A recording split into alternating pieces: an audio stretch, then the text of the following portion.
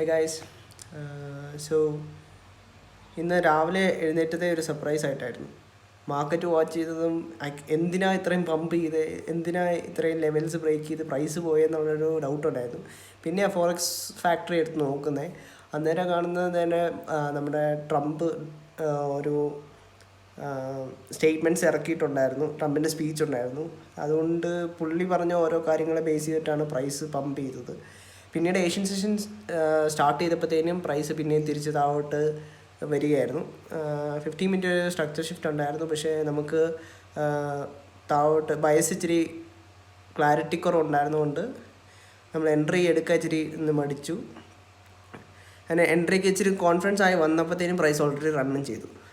So ഇന്ന് entry ഒന്നും എടുത്തില്ല ലണ്ടൻ സെഷനിൽ. സോ ന്യൂയോർക്ക് മാത്രമായിരിക്കും ട്രേഡ് എടുക്കുക. നമ്മളിന്നൊരു ഓർഡർ ബ്ലോക്ക് വെയിറ്റ് ചെയ്തതാണ്. പക്ഷേ ഓർഡർ ബ്ലോക്കിൻ്റെ അവിടെ കയറാനൊരു മടി കാണിച്ചുകൊണ്ട് എന്നിട്ട് ഞാൻ ജസ്റ്റ് ഒന്ന് അപ്പുറത്തോട്ട് പോയിട്ട് തിരിച്ചു വന്നപ്പോഴത്തേനും പ്രൈസ് ഓൾറെഡി റൺ ചെയ്തു. പിന്നെ ആ റണ്ണർ ഇപ്പോൾ പ്രൈസ് റൺ ചെയ്ത് കഴിഞ്ഞാൽ അതിനകത്ത് കയറുന്നത് ഇച്ചിരി ടാസ്ക്കാണ്. കെസലൊക്കെ സെറ്റ് ചെയ്യാൻ ഇച്ചിരി പാടായിരിക്കും. അങ്ങനെ കുറച്ച് പൈസ പോയിട്ടുണ്ട്. സോ അങ്ങനത്തെ സിറ്റുവേഷൻസൊക്കെ അവോയ്ഡ് ചെയ്യാറാണ് ഇപ്പോൾ പതിവ്. റണ്ണേഴ്സ് ഒന്നും വേണ്ട, നമുക്കിപ്പോൾ വേറെ ഓപ്പർച്യൂണിറ്റീസ് വരും. സോ അത് ബേസ് ചെയ്തിട്ട് ട്രേഡ്സ് എടുക്കുക എന്നുള്ള സ്കീമിലാണ് നിൽക്കുന്നത്. സോ ന്യൂയോർക്ക് സെഷനിൽ എങ്ങനെയായിരിക്കും മാർക്കറ്റ് നോക്കാം.